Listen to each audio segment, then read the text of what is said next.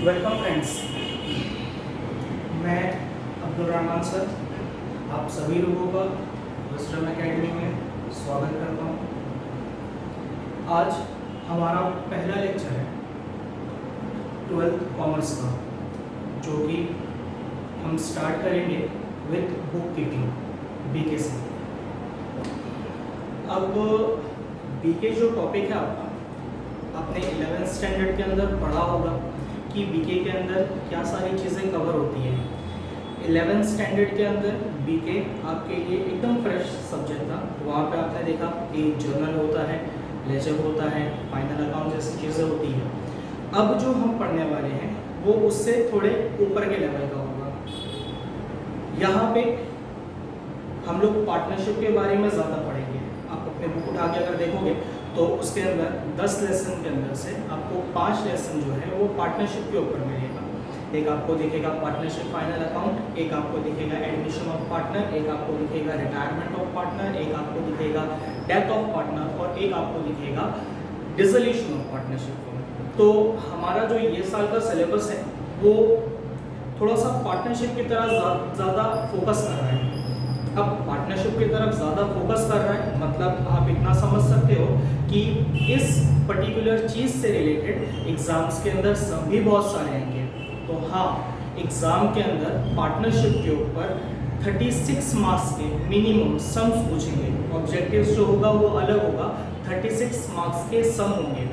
80 marks के paper में से 36 मार्क्स के सम होने का मतलब है आपके सिलेबस का 50% ऑफ द मार्क्स पार्टनरशिप से ही निकलने वाले हैं। मैं ये आप सबको क्यों बता रहा हूँ? वो इसलिए बता रहा हूँ कि अगर आप शुरू से पार्टनरशिप के ऊपर थोड़ा सा एक्स्ट्रा ध्यान देकर चलेंगे तो जो आगे होने वाले लेसन है उसके अंदर आपको प्रॉब्लम फेस नहीं होगी। ठीक है, अब टॉपिक पर आते हैं। ठीक है, जो हम लोग स्टार्ट करने वाले हैं, हम जो स्टार्ट करने वाले हैं उसका नाम है रिकॉन्स्टिट्यूशन ऑफ पार्टनरशिप फॉर्म। ये ग्रुप ऑफ लेसन का एक कॉमन नाम है। ग्रुप ऑफ लेसन का कॉमन नाम का मतलब क्या है? जब आप लोग अपने टेक्स्ट बुक का इंडेक्स ओपन करोगे तो आपको दिखेगा कि इस नाम के ऊपर 3 अलग अलग लेसन है। एक है चैप्टर नंबर 4, एक है यहाँ पे ये चैप्टर नंबर 3 हो गया, लास्ट के लिए चैप्टर नंबर 4 था। ये है चैप्टर नंबर 4 और ये है चैप्टर नंबर 5। ठीक है, मतलब इनका नाम एक ही है, reconstitution of partnership firm.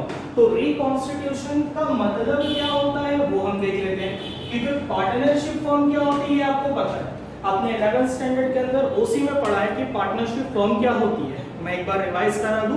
Partnership firm का मतलब होता है जहां 2 और 2 से ज्यादा लोग मिल करके कुछ एक्टिविटी करें टू अर्न सम प्रॉफिट, उसको हम लोग बोलते हैं पार्टनरशिप फर्म। मिनिमम रिक्वायरमेंट 2 लोग होंगे तो ही पार्टनरशिप चल सकता है। अगर एक हो जाएगा तो वो सोल ट्रेडिंग कंसर्न बन जाएगा। तो पार्टनरशिप फर्म वर्ड से आप पहले ही वाकिफ हो। रिकॉन्स्टिट्यूशन वर्ड का मतलब क्या होता है? तो रिकॉन्स्टिट्यूशन वर्ड का मतलब होता है चेंजेस, बदलाव, चेंजेस इन पार्टनरशिप फर्म। अब हम लोग इस पर्टिकुलर बीके के लेसन के अंदर किस प्रकार के चेंजेस को एक्सपेक्ट कर सकते हैं? तो यहाँ पे चेंजेस जो हम एक्सपेक्ट करेंगे वो होगा with respect to change in partners, with respect to change in partners. जैसे कि आप पहला नाम देख रहे हो लेसन का, admission of partner. Admission of partner का मतलब क्या होता है कि हमारे बिजनेस के अंदर एक नए पार्टनर को एडमिट किया जाने वाला है। नए पार्टनर को एडमिट किया जाने वाला है, इसका क्या मतलब कि अगर हमारे बिजनेस के अंदर पहले 4 पार्टनर लोग हुआ करते थे तो अब हमारे बिजनेस में एक नया पार्टनर बढ़ जाएगा और हमारे बिजनेस में टोटल नंबर ऑफ पार्टनर जो होंगे वो 5 हो जाएगा। ठीक है, तो इसका मतलब है admission of partner.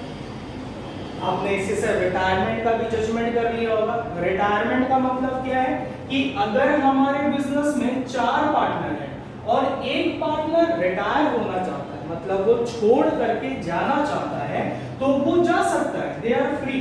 Partner partnership form जो है वो mutual consent, trust and agreement पे बनता है, जहां पे हर पार्टनर को फ्रीडम होता है, वो जब चाहे बिजनेस को छोड़ के जा सकता है। इस पर्टिकुलर लेसन में हम देखेंगे कि एक पार्टनर बिजनेस को छोड़ करके जा रहा है, तो अगर एग्जांपल के तौर पे हमारे पास 4 पार्टनर है और एक पार्टनर छोड़ करके जाना चाहता है, तो हमारे पास कितने पार्टनर बचेंगे?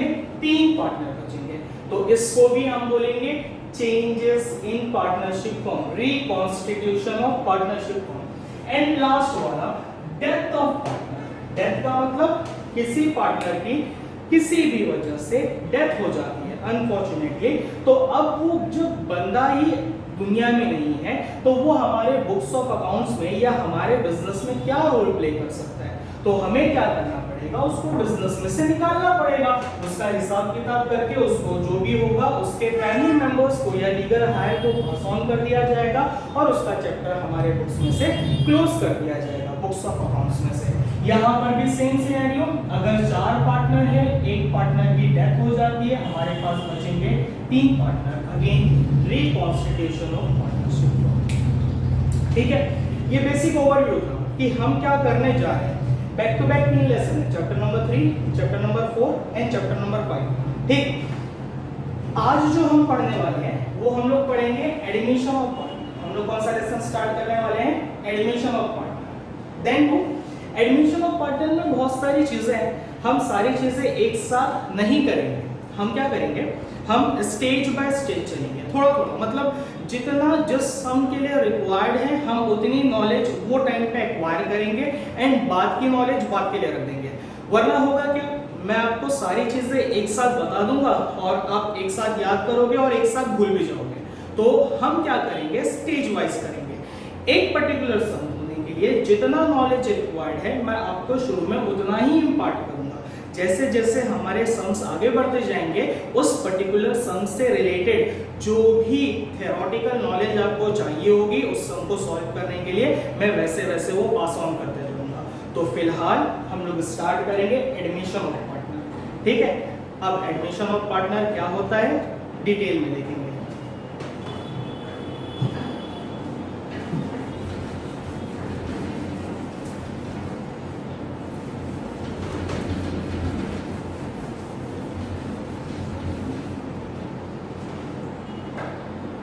दूसरी चीज मैंने आपको शुरुआत में बताया था कि पार्टनरशिप का जो टोटल चैप्टर्स है जो आप लोग फेस करने वाले हो वो 36 मार्क्स के आएंगे।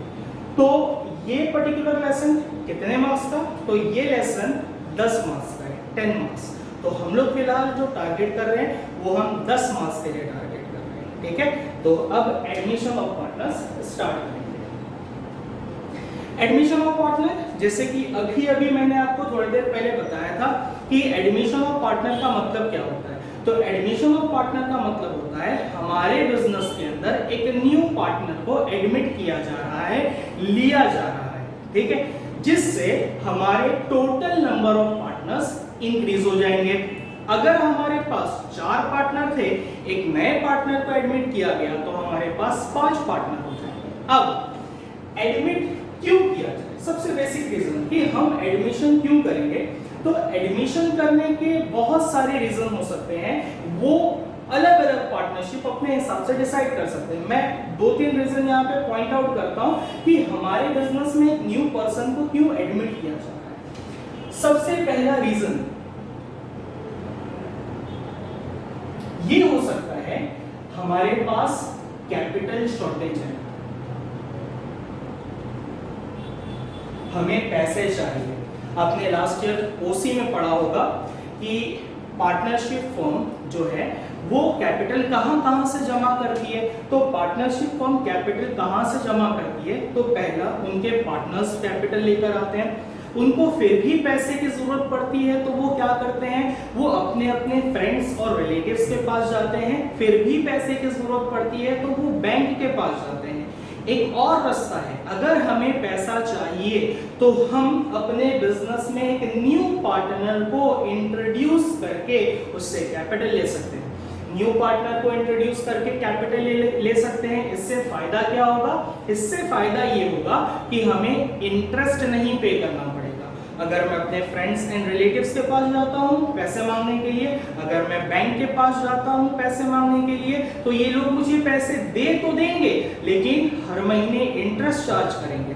और इंटरेस्ट का फंडा कुछ ऐसा होता है कि आपका बिजनेस चले या ना चले उससे उस सामने वाले को कोई फर्क नहीं पड़ता है, उसको हर महीने इंटरेस्ट का पैसा मिलना चाहिए। बट जब आप बिजनेस में एक पार्टनर को एडमिट करते हो और जब पार्टनर कैपिटल आता है तो पार्टनर पहले से ही एग्री करता है कि मैं बिजनेस के सारे रिस्क बेयर करने के लिए तैयार हूं। सारे रिस्क बेयर करने के लिए तैयार होगा क्या मतलब कि अगर प्रॉफिट हुआ तो मिलेगा, प्रॉफिट नहीं हुआ तो नहीं मिलेगा। जिससे हम लोग क्या कंक्लूड कर सकते हैं कि कैपिटल जो है वो बेटर सोर्स ऑफ फाइनेंस है। अगर पुराने पार्टनर्स को ऐसा फील हो रहा है कि वो लोग इंटरेस्ट का पेमेंट टाइमली बेसिस पे नहीं कर पाएंगे। मैं फिर रिपीट कर रहा हूं मेरा सेंटेंस, कैपिटल सोर्स जो है, capital source of financing is better when the old partner मतलब पुराने partner feels that they cannot pay the amount of interest on time। तो वो टाइम पे हमारे लिए सबसे बेस्ट डिसीजन क्या है, एक न्यू बंदे को बिजनेस में एडमिट कर लो और वो नया बंदा जो लेकर आएगा उसको हम लोग क्या बोलेंगे, कैपिटल बोलेंगे। ठीक है, ये तो हो गया पहला वजह कि जो बंदा आएगा बिजनेस के अंदर वो अपने साथ कैपिटल लेकर के आएगा। दूसरा रीजन क्या हो सकता है, तो दूसरा रीजन हो सकता है स्किल्स।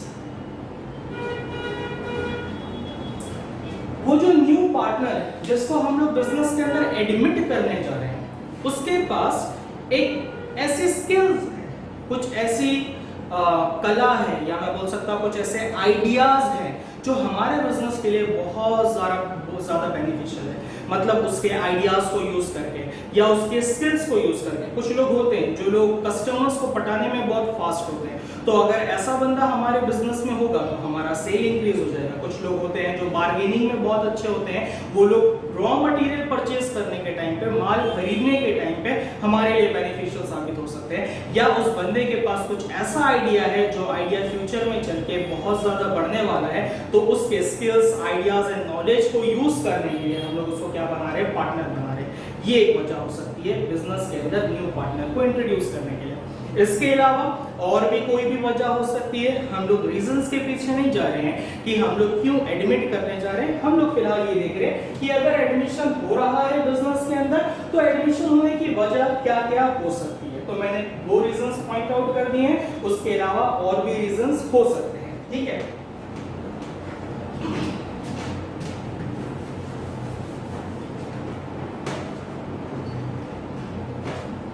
अब जब बिजनेस के अंदर एक न्यू पार्टनर को एडमिट किया जाएगा तो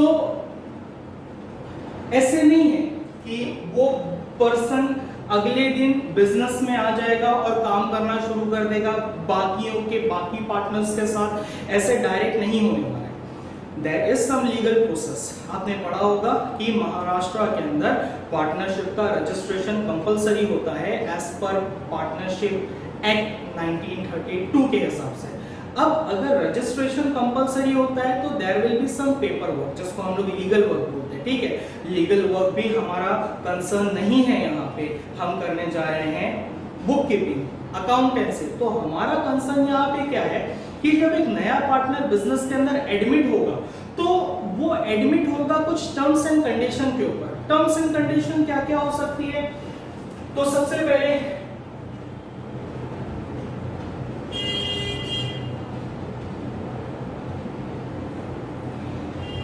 जब नया पार्टनर आएगा हम उसको बोलेंगे भाई तू कैपिटल लेकर आएगा। जब नया पार्टनर आएगा हम उसको बोलेंगे भाई तू गुडविल लेकर के आएगा। गुडविल क्या होता है, हमने 11th स्टैंडर्ड के अंदर इसके बारे में पढ़ा था, लेकिन मैं इसको फिर यहाँ पे थोड़ी देर में इलैबोरेट कर दूंगा। और एक चीज और जिसकी वजह से वो हमारे बिजनेस के अंदर पार्टनर बन रहा है, जिसकी वजह से वो हमारे बिजनेस में कैपिटल लग रहा है, सबसे बड़ी वजह प्रॉफिट है। तो हम लोग बात करेंगे प्रॉफिट शेयरिंग रेशियो के बारे में।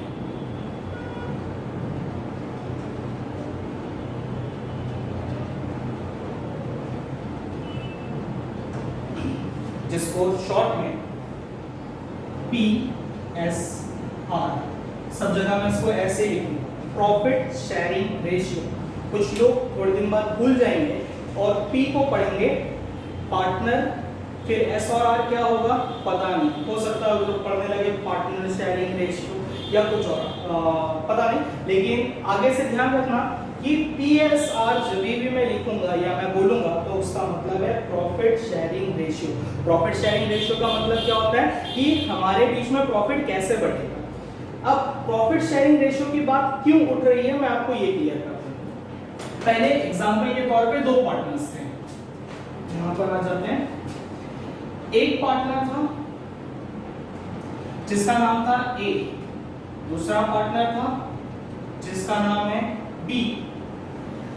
जब इन दोनों ने बिजनेस स्टार्ट किया होगा आज से 10 साल पहले, आज से 15 साल पहले, तो इन दोनों के बीच में एक रेशियो डिसाइड हुआ होगा, ठीक है। एग्जांपल के तौर पे इन लोगों ने बोला होगा कि हम प्रॉफिट 50% शेयर करेंगे। प्रॉफिट कैसे शेयर करेंगे, 50-50% शेयर करेंगे, मतलब आधा ये लेगा और आधा ये लेगा। अगर इसी को मैं रेशियो में कन्वर्ट कर दूं रेशियो के अंदर, तो ये प्रॉफिट शेयरिंग रेशियो है 1:1, ठीक है, 1:1। अगर एक हिस्सा इसको मिलेगा, एक हिस्सा इसको मिलेगा। 1:1 का मतलब क्या है कि हमारे टोटल प्रॉफिट के दो हिस्से किए जाएंगे, एक हिस्सा A को दिया जाएगा, एक हिस्सा B को दिया जाएगा। अब जो मैं बोलने जा रहा हूं ध्यान से सुनो। एग्जांपल के तौर पे ये हमारा प्रॉफिट है, ठीक। इस प्रॉफिट के दो हिस्से कर देते हैं 50-50%, जैसे कि इनके बीच में एग्री किया गया था। ये वाला पूरा हिस्सा A एंजॉय करता था, ये वाला पूरा हिस्सा B एंजॉय करता था। अब अगर मैं बिजनेस के अंदर एक नए पार्टनर को एडमिट करना चाहता हूं जिसका नाम है C, तो C बोलेगा मुझे क्या मिलेगा प्रॉफिट के नाम पे। अगर अभी भी तुम दोनों आधा आधा ले जाओगे तो जो भी प्रॉफिट होगा आधा A ले गया, जो भी प्रॉफिट होगा आधा B ले गया। तो C बोलेगा मैं यहाँ सोशल सर्विस करने थोड़ी आया हूँ। तो A और B बोलेंगे नहीं भाई, अब तू हमारा पार्टनर है, तूने बिजनेस में कैपिटल लगाया है, तो जिस तरह प्रॉफिट में हम दोनों शेयरिंग करते थे इसी तरह अब तू भी प्रॉफिट के अंदर शेयरिंग करेगा। तो हम क्या करेंगे, अब इस प्रॉफिट के टोटल 3 हिस्से करेंगे। एक हिस्सा A ले जाएगा, एक हिस्सा B ले जाएगा और एक हिस्सा C ले जाएगा, ठीक है। मतलब there is a change in profit sharing ratio। Profit sharing ratio के अंदर चेंज आया है, चेंज। प्रॉफिट शेयरिंग रेशियो बदलेगा और जब प्रॉफिट शेयरिंग रेशियो बदलेगा तो उसको हम लोग बोलेंगे न्यू प्रॉफिट शेयरिंग रेशियो।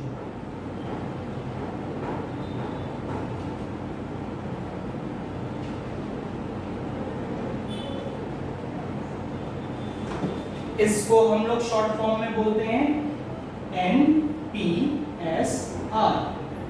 ये इसी से निकला है। यहाँ पे सिर्फ प्रॉफिट शेयरिंग रेशियो को PSR बोला जाएगा, एंड जब हम लोग बोलते हैं न्यू प्रॉफिट शेयरिंग रेशियो तो उसको हम लोग बोलेंगे NPSR, new profit sharing ratio.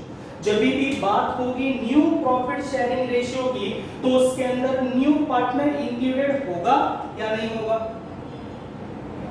होगा, ठीक है। कोई ये नया प्रॉफिट शेयरिंग रेशियो है। न्यू प्रॉफिट शेयरिंग रेशियो को बनाने की जरूरत ही क्यों पड़ेगी कि कोई बिजनेस के अंदर एक न्यू पार्टनर को एडमिट किया गया, ठीक है। तो जब हम लोग बोलेंगे new profit sharing ratio, it means and it includes new partner, इसके अंदर नया पार्टनर शामिल है, ठीक है। अब ये जो न्यू प्रॉफिट शेयरिंग रेशियो है कभी-कभी क्वेश्चन के अंदर गिवन होगा और कभी-कभी कैलकुलेट करना पड़ेगा। कभी-कभी क्या होगा, क्वेश्चन के अंदर गिवन होगा या कभी-कभी कैलकुलेट करना पड़ेगा। गिवन होगा तो वेल एंड गुड, हम लोग सम्स के अंदर आगे बढ़ सकते हैं, और अगर नहीं दिया होगा तो we will have to calculate the new profit sharing ratio. और new profit sharing ratio calculate करने का एक फॉर्मूला है, ठीक है। थोड़ी देर में हम लोग new profit sharing ratio calculate करने का फॉर्मूला पढ़ेंगे।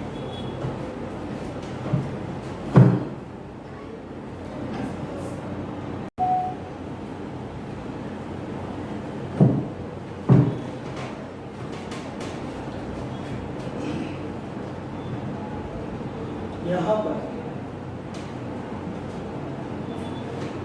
पे मैंने आप लोग के लिए न्यू प्रॉफिट शेयरिंग रेशियो का एक छोटा सा मीनिंग बोल सकते हो वो लिख दिया है ताकि फ्यूचर में हमें याद रहे। अब यहाँ से जो चीज़ें लिखा जा रहा है ना बोर्ड पे वो आपको बुक के अंदर लिखना है, अभी नहीं लिखना है। एक बार मेरा एक्सप्लेनेशन खत्म हो जाए उसके बाद में लास्ट में या जब मैं बोर्ड ड्रॉप करने वाला होगा तब ये आपको कॉपी करना है अपने बीके के बुक के अंदर, क्योंकि ये सारी चीज़ें जो अभी होने जा रही है ये आपके हर सम का बेसिक चीज़ बनने वाली है, हर सम में पता होगा। आपको मैंने थोड़ी देर पहले बोला था कि न्यू प्रॉफिट शेयरिंग रेशियो या तो क्वेश्चन के अंदर गिवन होगा या तो हमें कैलकुलेट करना पड़ेगा, and 99% of the cases new profit sharing ratio calculate करना पड़ेगा। मतलब आपको हर सम में, अभी जो हम लोग यहाँ करने वाले हैं वो आपको हर सम के अंदर करना है। तो करना है तो हमारे पास उसका फॉर्मेट रेडी होना चाहिए कि ये होता कैसे है, ठीक है। तो पहले तो देख लेते हैं कि न्यू प्रॉफिट शेयरिंग रेशियो है क्या। तो new profit sharing ratio is the ratio in which all the partners including new partner, ठीक है, ये वर्ड इंपॉर्टेंट है, इंक्लूडिंग न्यू पार्टनर। इसके लिए मैंने इसको कैपिटल वर्ड्स में लिख दिया है, including new partner will share future profit और लॉसेस ऑफ द फर्म। मतलब न्यू प्रॉफिट शेयरिंग रेशियो एक ऐसा रेशियो है जिस रेशियो में सारे पार्टनर, ऑल पार्टनर, सारे पार्टनर, अब सारे पार्टनर में यहाँ पे न्यू पार्टनर भी इंक्लूडेड है, ये वो रेशियो है जिस रेशियो में हम लोग फ्यूचर में होने वाले प्रॉफिट या लॉसेस को शेयर करेंगे। Old partner plus new partner, word use किया है ऑल पार्टनर्स, ठीक है, सारे पार्टनर जिस रेशियो में प्रॉफिट या लॉस फ्यूचर में शेयर करने वाले हैं after the admission of new partner, उसको हम लोग बोलते हैं न्यू प्रॉफिट शेयरिंग रेशियो। मैंने यहाँ पे इसका फुल फॉर्म लिख कर रखा है, न्यू प्रॉफिट शेयरिंग रेशियो, ठीक है। अब ये new profit sharing ratio calculate कैसे होता है, तो यहाँ पे हम लोग को हर सम में ऐसा एक कैलकुलेशन करना पड़ेगा। किस चीज का कैलकुलेशन करना पड़ेगा? न्यू प्रॉफिट शेयरिंग रेशियो का कैलकुलेशन करना पड़ेगा। अब इसमें दो स्टेप है, step number 1 and step number 2। One shot में आंसर नहीं आएगा, आपको 2 स्टेजेस से गुजरना पड़ेगा, तब जाकर के आपको न्यू प्रॉफिट शेयरिंग रेशियो मिलेगा। पहले स्टेप को हमने लिखा है बैलेंस ऑफ 1। अब आप बोलोगे सर ये बैलेंस ऑफ 1 क्या होता है, तो बैलेंस ऑफ 1 क्या होता है वो मैं आपको बता रहा हूं, ठीक है। एग्जांपल के तौर पे टोटल प्रॉफिट जो बिजनेस को इस साल होने वाला है, टोटल प्रॉफिट जो बिजनेस को इस साल होने वाला है न्यू पार्टनर के एडमिशन के बाद, एग्जांपल के तौर पे वो 1 रुपया होगा, 1, ठीक है, 1, तो टोटल प्रॉफिट 1। अब न्यू पार्टनर भी इसमें शेयरिंग करेगा या नहीं करेगा? बट ऑब्वियस करेगा, इसीलिए वो पार्टनर बना है, तो न्यू पार्टनर भी शेयरिंग करेगा। तो हम क्या करेंगे, इस टोटल प्रॉफिट में से न्यू पार्टनर के शेयर को माइनस करते हैं।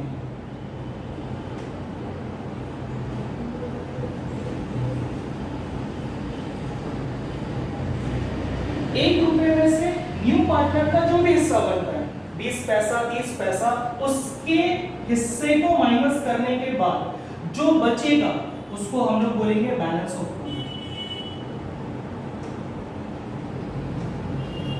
बैलेंस ऑफ 1, एक में से बचा हुआ पैसा। तो आप यहां पे देखोगे ना, तो यही वाला फॉर्मूला रिपीट हुआ है, 1 माइनस न्यू पार्टनर का शेयर। मैं फिर रिपीट करूंगा, ये जो भी हुआ है इट इज वेरी इंपॉर्टेंट, हर सम में यूज होगा, ठीक है, हर सम में यूज होगा। मैं रिपीट कर रहा हूं फिर से, बैलेंस ऑफ 1 का मतलब क्या होता है। एग्जांपल के तौर पे बिजनेस को टोटल प्रॉफिट हुआ है 1 रुपया, कितना रुपया प्रॉफिट हुआ है? 1 रुपया। अब उस 1 रुपये में से हम लोग न्यू पार्टनर के शेयर को साइड में निकाल देते हैं या उसको उसका शेयर दे देते हैं, तो जो बचेगा हमारे पास, मतलब ओल्ड पार्टनर्स के पास, पुराने पार्टनर्स के पास, उसको हम लोग बोलेंगे बैलेंस ऑफ 1। एग्जांपल के तौर पे 3 पार्टनर जो थोड़ी देर पहले हमने लिया था, A, B and C. Total profit में से अगर सी को उसका हिस्सा दे दिया जाए, तो अब जो बचा उसका बंटवारा किनके बीच में होगा? ए और बी के बीच में होगा। तो अब जो बचा उसको हम लोग बोलेंगे बैलेंस ऑफ वन, उसको हम लोग क्या बोलेंगे, बैलेंस ऑफ वन। एंड अभी आप सेकंड स्टेज पे जब देखोगे, स्टेप नंबर 2, जहां पे new profit sharing ratio actual में मिलेगा, वहां क्या करना है, ये जो बैलेंस ऑफ वन आपने यहाँ पे ढूंढा है, उस बैलेंस ऑफ वन को मल्टीप्लाई किया जाएगा ओल्ड रेशियो से।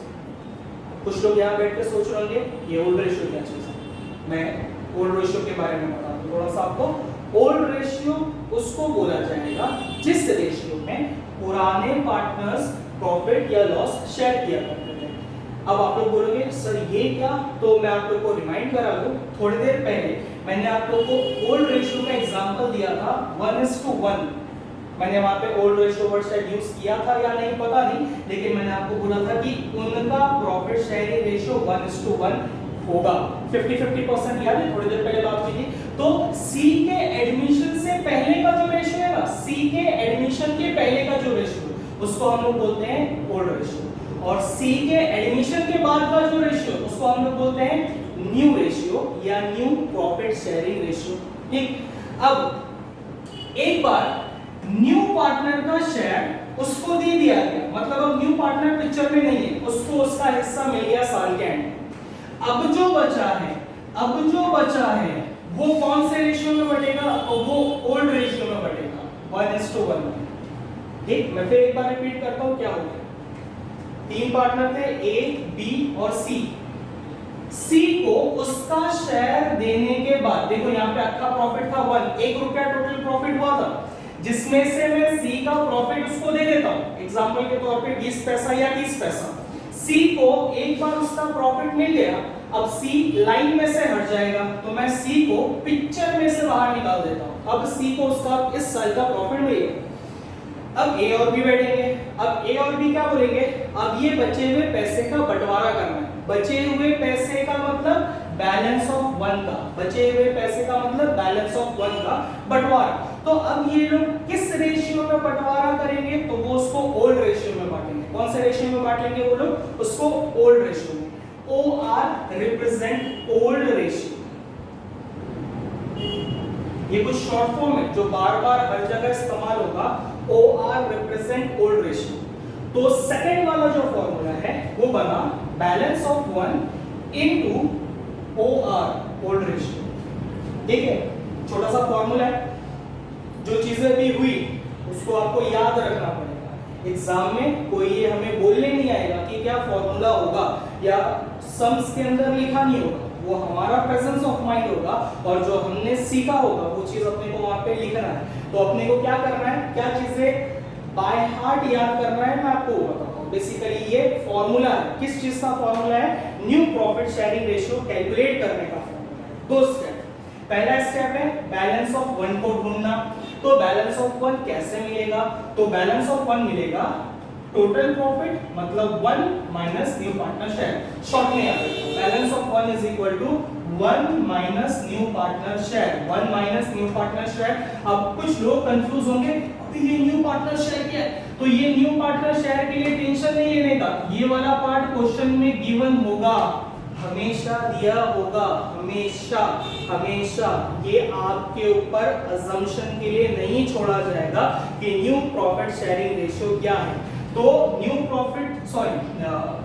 पार्टनर का शेयर क्या है ये हमेशा दिया होगा, इसके ऊपर आपको नहीं छोड़ा जाएगा कि आप डिसाइड करो। तो न्यू प्रॉफिट शेयरिंग रेशियो दिया होगा, ठीक है। और इन केस अगर ऐसा सिनेरियो एग्जिस्ट करता है कि जब वो नहीं दिया होगा तो हमारे पास उसका भी रास्ता है, विल फाइंड आउट कि वो टाइम पे क्या कर रहा है। फिलहाल तो मैं आपको ये बोल रहा हूँ कि ये दिया हुआ होगा, नहीं दिया होगा तो उसका भी रास्ता है, वो हम लोग बाद में देखेंगे, ठीक है। थोड़ी देर पहले मैंने आपको बोला था हम लोग स्टेज वाइज बढ़ेंगे, जैसे जैसे सम की रिक्वायरमेंट होगी वैसे वैसे काम किया जाएगा। आगे step number 1, balance of 1 is equal to 1 minus new partner का शेयर, न्यू पार्टनर शेयर। अब कुछ लोग कंफ्यूज हो जाते हैं न्यू प्रॉफिट शेयरिंग रेशियो और न्यू पार्टनर शेयर। प्रॉब्लम क्या होता है पता है, ये दोनों है ना एकदम सिमिलर दिख रहे हैं, लेकिन यहाँ पे वर्ड है new profit sharing ratio.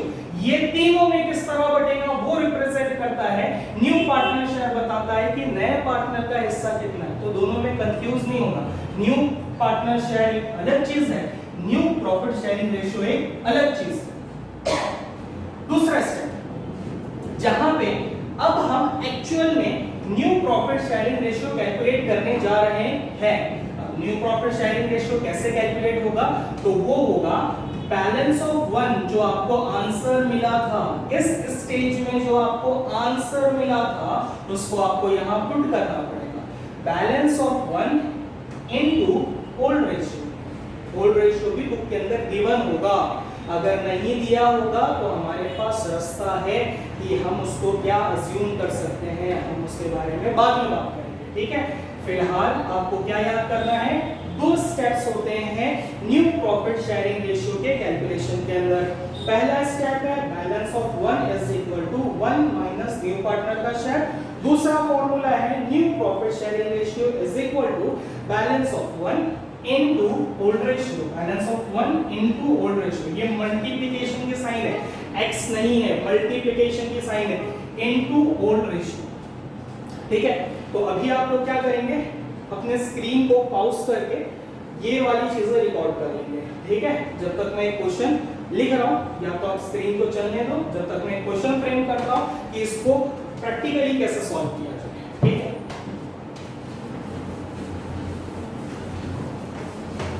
Lesson का नाम दे देना एडमिशन ऑफ पार्टनर, जिसके अंदर आप लोग न्यू प्रॉफिट शेयरिंग रेशियो से स्टार्ट करेंगे। पहले आप लोग न्यू प्रॉफिट शेयरिंग रेशियो का मतलब लिखेंगे, देन आप लोग calculation of new profit sharing ratio करके हेडिंग डालेंगे और उस हेडिंग के अंदर आप लोग को ये दो स्टेप लिखना है, ठीक है। स्टार्ट करें।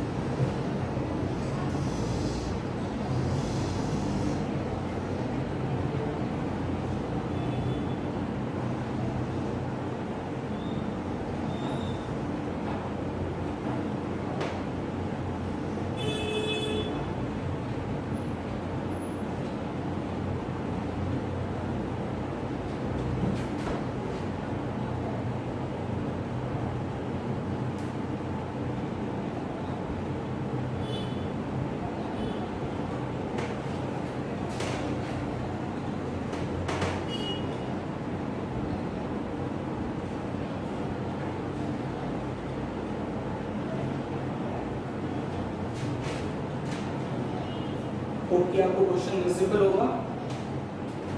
जिन लोगों ने पूरा पार्ट नहीं लिखा है अभी तक, वो लोग यहीं पर स्क्रीन को पॉज कर लेंगे एंड ये वाला पार्ट पहले रिकॉर्ड करेंगे, ठीक है। अब मैं क्वेश्चन स्टार्ट कर रहा हूँ, ये लिखने के बाद वापस से रिज्यूम कर रहा हूँ और क्वेश्चन कर रहा हूँ। यहाँ पर क्या लिख रहा है आपको, A and B share profit and losses in the ratio of 3:2. In the ratio of 3:2. They decided to admit Z. उन लोगों ने डिसाइड किया उनको एक नए पार्टनर को बिजनेस में एडमिट करना है जिसका नाम होगा Z for 1/5 share in future profit and losses. For 1/5 share मतलब आगे से जब भी प्रॉफिट या लॉस होगा उसमें Z को 1/5 शेयर दिया जाएगा, 1/5 शेयर दिया जाएगा। Calculate new profit sharing ratio NPSR।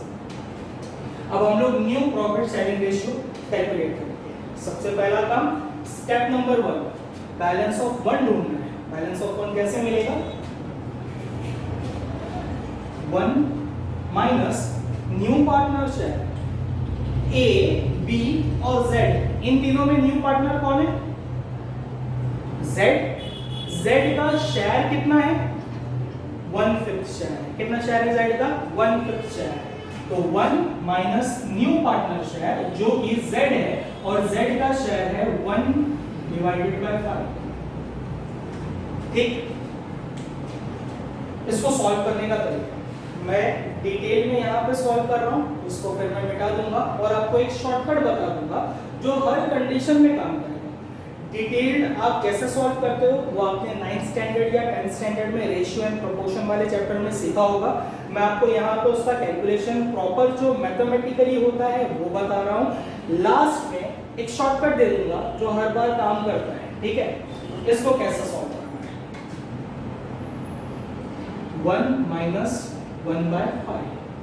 अब मैथ्स का लॉजिक है, नीचे कुछ नहीं है मतलब नीचे 1 है, मतलब इसके डिनोमिनेटर के अंदर 5 है और इसके डिनोमिनेटर के अंदर 1 है। ठीक है, अब बीच में जो साइन है वो माइनस के साइन है, तो हम लोग क्या करेंगे? हम लोग इन दोनों को आपस में मल्टीप्लाई करेंगे, मतलब 1 into 5, बीच में माइनस के साइन, वापस 1 into 1, और इन दोनों को जो डिनोमिनेटर है उसको आपस में मल्टीप्लाई करेंगे, मतलब 1 into 5। ठीक है, मैं फिर रिपीट कर रहा हूं, 1 माइनस 1/5। ठीक, तो ये कैसा पिक्चर था मैं एक बार फिर आपको लिख के दिखा देता हूं मैथमेटिकली। 1 माइनस 1/5, इसके नीचे कुछ नहीं है, इसके नीचे कुछ नहीं है, इसका क्या मतलब? कुछ नहीं है ना, नीचे कुछ नहीं होता है मतलब नीचे क्या होता है? 1 होता है। अब हम लोग क्या करेंगे? आमने सामने वाले नंबर को एक दूसरे से मल्टीप्लाई करेंगे, मतलब 1 into 5, 1 into 5, बीच में माइनस के साइन है, माइनस 1 into 1, 1 into 1, और ये दोनों जो डिनोमिनेटर में बैठे हैं इनको आपस में मल्टीप्लाई कर देंगे, तो 1 into 5। अब आगे 1 into 5 करेंगे तो आंसर आएगा 5, माइनस ये वाली ब्रैकेट मल्टीप्लाई करेंगे आंसर आएगा 1, डिनोमिनेटर में मल्टीप्लाई करेंगे आंसर आएगा 5, इसको सॉल्व करेंगे 5 में से 1 जाएगा बचेगा 4, तो अपने को आंसर मिलेगा 4/5। ठीक है, मतलब इस पूरे चीज का जो फाइनल आंसर निकलने वाला है वो 4/5 है। अब मैं जो शॉर्टकट बोलने जा रहा हूं वो ध्यान से सुनो। 5 में से 1 माइनस कर देंगे, कितना बचेगा? 4। 5 में से क्या माइनस कर देंगे? 1, कितना बचेगा? 4, और डिनोमिनेटर कभी चेंज नहीं होगा, डिनोमिनेटर कभी चेंज नहीं होगा। डिनोमिनेटर में पहले भी 5 था, डिनोमिनेटर में अभी भी 5 होगा। 5 में से 1 माइनस करना है। इसके पीछे लॉजिक क्या है? इसके पीछे लॉजिक ये है कि हमने न्यू पार्टनर को 1/5 शेयर के लिए एडमिट किया है। इसका मतलब क्या है कि जो भी प्रॉफिट होगा उसके 5 टुकड़े किए जाएंगे। कितने टुकड़े किए जाएंगे? 5। अगर 5 टुकड़े में से एक टुकड़ा कौन लेकर के जाता है? Z। तो बचेंगे कितने टुकड़े या कितने हिस्से? तो बचेंगे 4 हिस्से।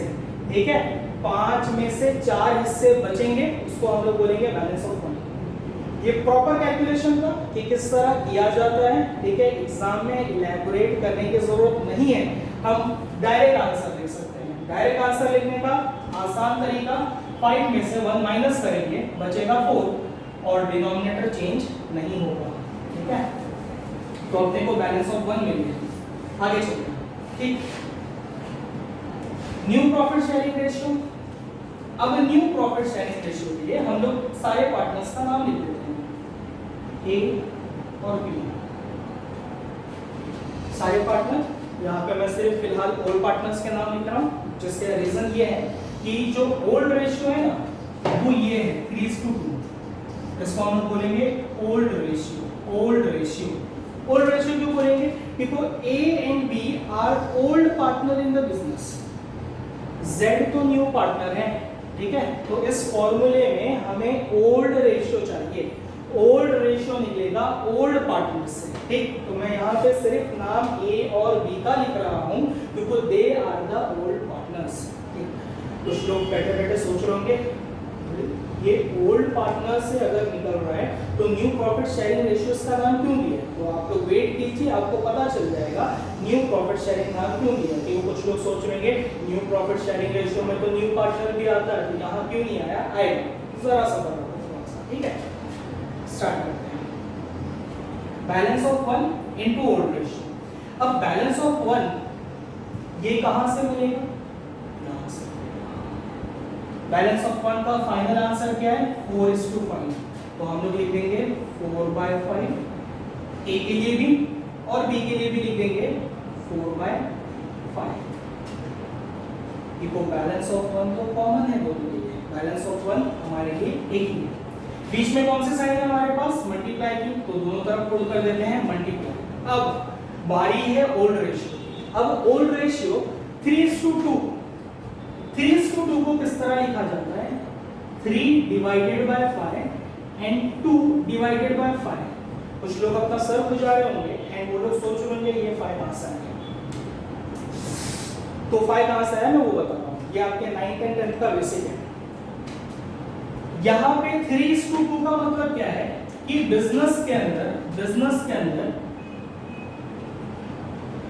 जो भी प्रॉफिट होगा उसके 5 टुकड़े किए जाएंगे। कितने टुकड़े किए जाएंगे? 5, जिसमें से 3 हिस्सा ए को मिलेगा और 2 हिस्सा बी को मिलेगा, इसलिए रेशियो बना 3:2।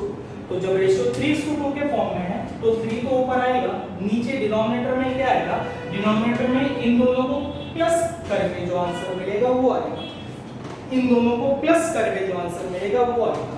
तो 3 + 2 5 2, क्योंकि ये इसका हिस्सा है 2, इन दोनों को प्लस करके 5। अब इसको सॉल्व करते हैं। थोड़ी देर पहले यहाँ क्रॉस मल्टीप्लिकेशन हो रहा था, नीचे मैंने सॉल्व करके दिखाया था। यहाँ पे ऐसा कुछ नहीं होगा, यहाँ पे जो इनके बीच में साइन थी वो माइनस की थी, यहाँ पे जो इनके बीच में साइन है वो मल्टीप्लाई की, मतलब हम लोग इसको डायरेक्टली मल्टीप्लाई कर सकते हैं। 4 3 ज़ा 12, 5 5 ज़ा 25, 4 2 ज़ा 8, 5 5 ज़ा 25। ठीक है। अब नए पार्टनर को भी लाना पड़ेगा, देखो हम लोग निकाल रहे हैं new profit sharing ratio. New के अंदर न्यू पार्टनर इंक्लूडेड है। अब न्यू पार्टनर का नाम क्या है हमारे एग्जांपल के अंदर? Z। अब न्यू पार्टनर को हमने क्या शेयर प्रॉमिस किया है? तो हमने उसको प्रॉमिस किया है 1/5 शेयर, 1/5 शेयर। रेशियो नहीं बनेगा, ठीक है। वजह क्या है नहीं बनेगा? इसके डिनोमिनेटर में 25 है, इसके डिनोमिनेटर में 25 है और इसके डिनोमिनेटर में 5 है। तो मुझे कुछ ऐसा करना पड़ेगा कि इसका डिनोमिनेटर भी 25 बन जाए। तो इसके डिनोमिनेटर को 25 करने के लिए मैं इसको एक नंबर से मल्टीप्लाई करूंगा जो है 5। अब ये जो 5 है ऊपर भी मल्टीप्लाई होगा, नीचे भी मल्टीप्लाई होगा, तो आंसर आएगा 5 1 ज़ा 5, 5 5 ज़ा 25। हमारा न्यू प्रॉफिट शेयरिंग रेशियो बनेगा 12:8 5। इन सबको जब आप प्लस करोगे 12 + 8 20, 20 + 5 25, मतलब बिजनेस के अंदर जो कुछ भी फ्यूचर में प्रॉफिट होगा उसके 25 टुकड़े किए जाएंगे। 25 कितने हिस्से किए जाएंगे उसके? 25, जिसमें से 12 हिस्सा हम लोग ए को देंगे, 8 हिस्सा हम लोग बी को देंगे और 5 हिस्सा हम लोग जेड को देंगे। ठीक है। तो न्यू प्रॉफिट शेयरिंग रेशियो ऐसे कैलकुलेट होता है। New profit sharing ratio, old profit sharing ratio कैसे होते हैं? ओल्ड प्रॉफिट शेयरिंग रेशियो सिर्फ ओल्ड पार्टनर्स से रिलेट करेंगे। न्यू प्रॉफिट शेयरिंग रेशियो के अंदर न्यू पार्टनर का भी प्रॉफिट शेयरिंग नजर आएगा। तो ये एक छोटा सा एग्जांपल था प्रॉफिट शेयरिंग रेशियो कैलकुलेट करने का। ठीक है। अगर आपका पुराना वाला स्क्रीन कॉपी करके हो गया होगा तो आप लोग 3 साइड, कितने साइड? 3 साइड ब्लैंक छोड़ देंगे। 3 पेज नहीं बोल रहा हूँ, 3 साइड, 1 2 और 3। वहां पे आप लोग दूसरे थ्योरेटिकल चीजें लिखेंगे, जर्नल एंट्रीज एंड ऑल। तो वो चीजें ब्लैंक छोड़ने के बाद आप लोग ये क्वेश्चन कॉपी करोगे, ठीक है। और उसके बाद में आप ये पूरा सब फ्रेश फॉर्मूले के साथ वापस से कॉपी करना है, ठीक है। शुरू हो जाए।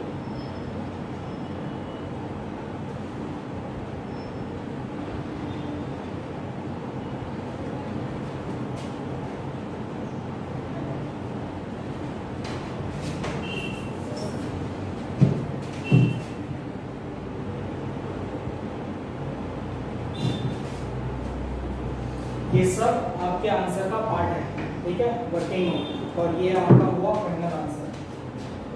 ये आप एकदम ना साइन लिखेंगे इसके नीचे यहाँ पर।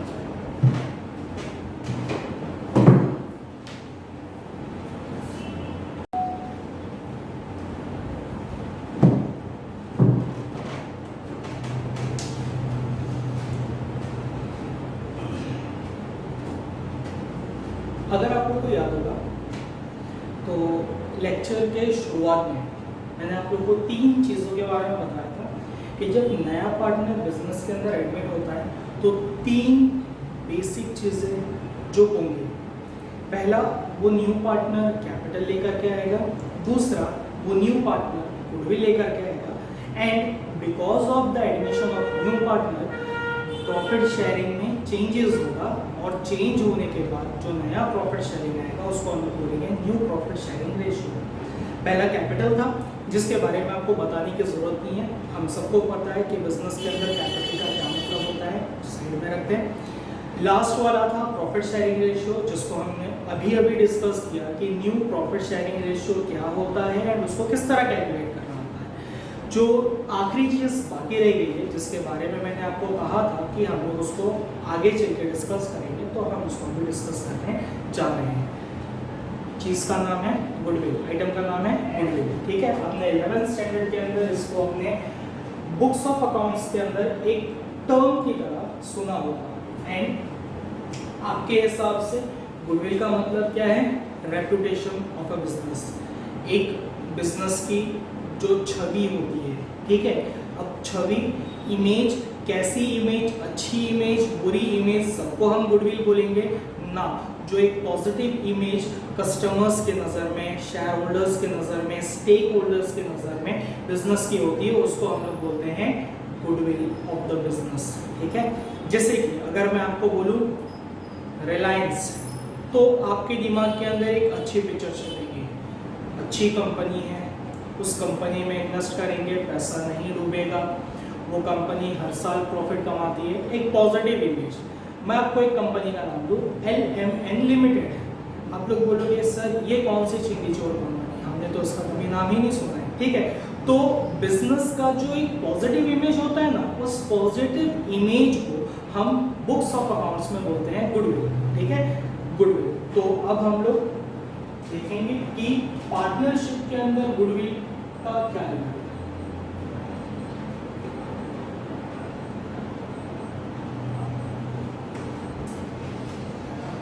अगर आपको याद होगा तो मैंने शुरुआत में आपको बोला था कि न्यू पार्टनर अपने साथ कैपिटल लेकर के आएगा, न्यू पार्टनर अपने साथ गुडविल लेकर आएगा। अब आपका ऑब्वियस क्वेश्चन जो होगा, गुडविल क्यों लेकर के आएगा? कैपिटल लेकर आ रहा है, समझ में आता है। क्यों समझ में आता है? क्योंकि capital is the basic requirement to become the owner of the business, ठीक है। जैसे कि एग्जांपल के तौर पे ए ने और बी ने 2005 में बिजनेस शुरू किया था 10-10 हजार रुपए लगा करके।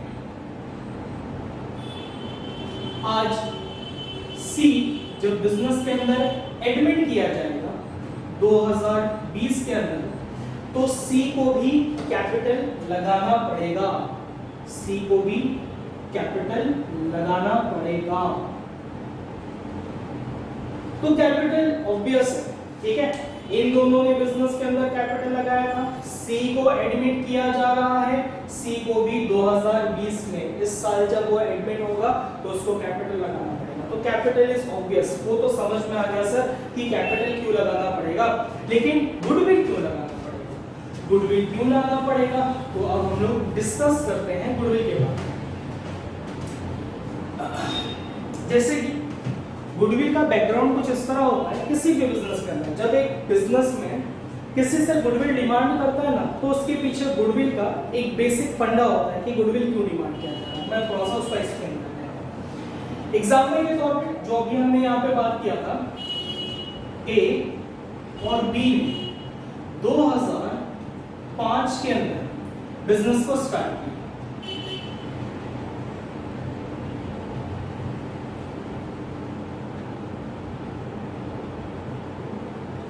ठीक है, ए और बी ने 2005 में बिजनेस को स्टार्ट किया।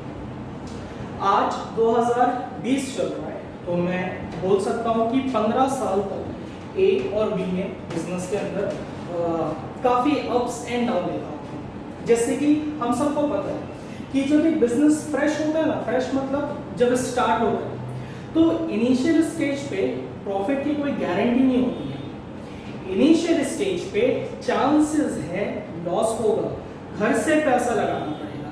इनिशियल स्टेज पे चांसेस है कि प्रॉफिट नेग्लिजिबल हो, इतना हो कि मतलब उसको हम प्रॉफिट बोल ही नहीं सकते। मतलब आपने साल भर मेहनत किया और आपको साल के एंड में सिर्फ 10,000 रुपये प्रॉफिट हुआ, तो आप उसको प्रॉफिट बोलोगे? वो प्रॉफिट नहीं है, वो इतना निग्लिजिबल है कि हम उसको प्रॉफिट नहीं मान सकते एक प्रॉपर बिजनेस के सेंस में, ठीक है। तो ए और बी ने 2005 से लेकर के 2020 तक काफी अप्स एंड डाउन देखा है बिजनेस के अंदर। बिजनेस कभी कभी अच्छा चल रहा है, फिर डाउनफॉल आ गया, फिर बिजनेस पीक पे आ गया, फिर बिजनेस डाउनफॉल पे आ गया। प्रैक्टिकल सिनेरियो जो अभी चल रहा है, ठीक है, बिकॉज ऑफ कोरोना वायरस, इसके वजह से जितने भी बिजनेसेस है सब बंद चल रहे हैं, ठीक है, सिवाय कुछ बिजनेस के जो आप लोग देख रहे हो मेडिकल के फॉर्म में है, या फिर स्पेशल सर्विसेज के फॉर्म में है, या फिर फूड से रिलेटेड जो चीज है खाली वही चल रहा है। बाकी जितने बिजनेसेस सब बंद चल रहे हैं अप्रोक्सीमेटली 2 महीने से, अप्रोक्सीमेटली 2 महीने से या 1.5 महीने से हम बोल सकते हैं। अब ये लॉकडाउन और कितना चलेगा पता नहीं, लेकिन बिजनेस डाउनफॉल पे। क्यों डाउनफॉल पे? क्योंकि बिजनेस कुछ कर नहीं रहा है, तो बट ऑब्वियस इस साल के प्रॉफिट के अंदर 2 महीने का प्रॉफिट कम आएगा, क्योंकि बिजनेस उतना बिजनेस किया ही नहीं। जब ये लॉकडाउन हटेगा तो तुम्हें क्या लगता है कि कस्टमर भाग करके आएंगे? ना, 2 महीनों तक हर किसी ने अपने घर की सेविंग्स को खाया है। अब क्या होगा, जब बिजनेस स्टार्ट होगा तो लोग कम डिमांड करेंगे। क्यों? क्योंकि उनके हाथ में पैसा नहीं है। इकोनॉमी को वापस रिवाइव होने के लिए थोड़ा टाइम लगेगा। तो जब बिजनेस स्टार्ट होगा तो बिजनेस डायरेक्टली ऐसे पीक पे नहीं जाएगा, बिजनेस को फिर धीरे धीरे उठना पड़ेगा, बिजनेस फिर ग्रो करेगा। तो ए ने और बी ने काफी अप्स एंड डाउन देखा है 2005 से लेकर के 2020 के बीच में। कई बार हो सकता है इनका मोरल इतना डाउन हो गया होगा कि इन्होंने सोचा होगा कि यार अब इसको बंद कर देते, लेकिन फिर उन्होंने अपने आप को पुश किया होगा और बिजनेस को चलाया होगा। इन सब काम करने के बाद 2020 में बिजनेस इस लेवल पे खड़ा है कि अब बिजनेस सिर्फ और सिर्फ प्रॉफिट कमा रहा है। शुरुआत में चांसेस थे ना कि लॉस हो सकता है, शुरुआत में चांसेस थे ना कि प्रॉफिट निग्लिजिबल होगा, कि मतलब कुछ नहीं। इन लोगों ने स्क्रैच से बिजनेस को उठाया है और बिजनेस को आज उस लेवल पे ला करके खड़ा कर दिया है कि अगर आज हम बिजनेस करेंगे तो ये श्योर है प्रॉफिट होगा और अच्छा प्रॉफिट होगा, ठीक है।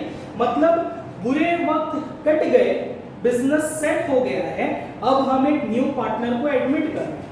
अब ये न्यू पार्टनर एग्जांपल के तौर पे हम लोग इसका नाम सी ले लेते हैं। अब ये जब न्यू पार्टनर बिजनेस के अंदर एडमिट होगा तो क्या ये वो सारे बुरे दिन देखेगा या ये डायरेक्टली प्रॉफिट में से मलाई खाना शुरू करेगा? बताओ, क्या सी को लॉस होने का टेंशन रहेगा? क्या सी को निग्लिजिबल प्रॉफिट होने का टेंशन रहेगा?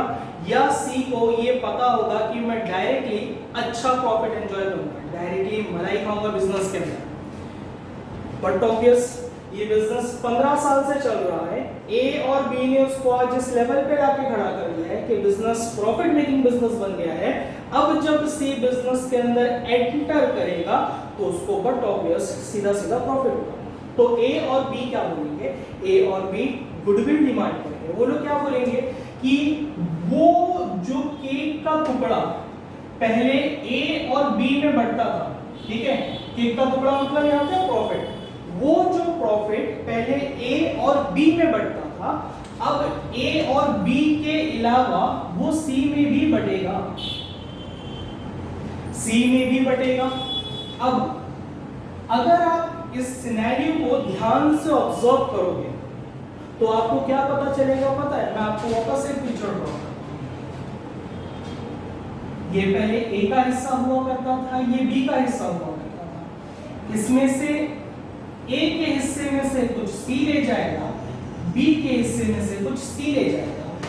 ये जो प्रॉफिट का पोर्शन है ना, ये वाला प्रॉफिट का पोर्शन, इसको हम लोग बोलते हैं sacrifice on the part of A, sacrifice on the part of B. A और बी अपने प्रॉफिट में से कुछ सेक्रीफाइस करेंगे तो जाकर के सी को प्रॉफिट मिलेगा। अगर ए और बी अपने प्रॉफिट को सेक्रीफाइस करने को ही नहीं तैयार हो, वो अड़ के बैठ जाए, नहीं तू खाली पार्टनर बन जा, तेरे को प्रॉफिट में कुछ नहीं मिलेगा, ठीक है, मेरे वर्डिंग्स पे जा, तू सिर्फ पार्टनर बन जा लेकिन तुझे प्रॉफिट में कुछ नहीं मिलेगा। क्या सी बिजनेस के अंदर एडमिट होगा? ना, सी बोलेगा मैं आ ही रहा हूं, पैसा लगा रहा हूं प्रॉफिट कमाने के लिए, तो सी को प्रॉफिट मिलेगा। सी को प्रॉफिट देने के लिए ए को एंड डी को कुछ सैक्रिफाइसेस करने पड़ेंगे, एंड उस सैक्रिफाइस के बदले में वो लोग क्या डिमांड करेंगे? गुडविल। क्या डिमांड करेंगे वो लोग? गुडविल। तो गुडविल क्यों निकलता है या क्यों मांगा जाता है? Because A and B sacrifice कर रहे हैं। क्या सैक्रिफाइस कर रहे हैं? अपना फ्यूचर प्रॉफिट सैक्रिफाइस कर रहे हैं। किसके लिए सैक्रिफाइस कर रहे हैं? न्यू पार्टनर के लिए सैक्रिफाइस कर रहे हैं, जिसकी वजह से वो लोग क्या डिमांड करेंगे उससे? गुडविल। ठीक है, अब एग्जांपल के तौर पे सी ने गुडविल के नाम पे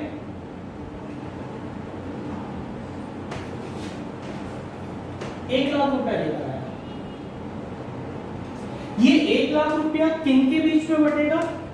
ए के और बी के बीच में बटेगा, ठीक है। और ये किस रेशियो में बटेगा?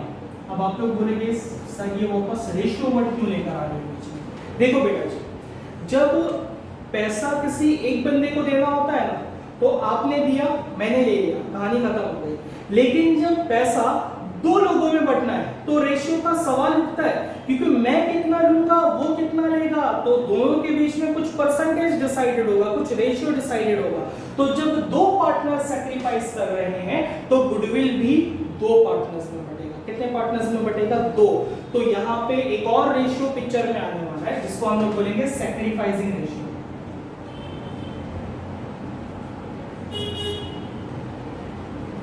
ठीक है, क्या बोलेंगे हम लोग इसको? Sacrificing ratio. अब सैक्रिफाइसिंग रेशियो कैसे कैलकुलेट होता है? We will C.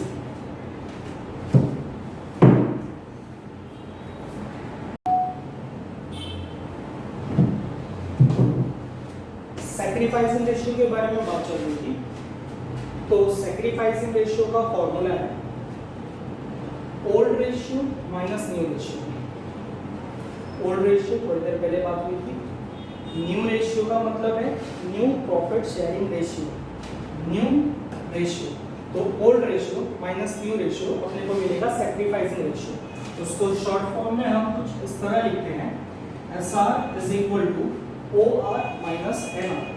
SR is equal to OR minus NR। Sacrificing ratio is equal to old ratio minus new ratio. अब इसमें एक पॉसिबिलिटीज ऐसी अराइज हो सकती है कि क्वेश्चन के अंदर न्यू रेशियो या न्यू प्रॉफिट शेयरिंग रेशियो नहीं दिया होगा।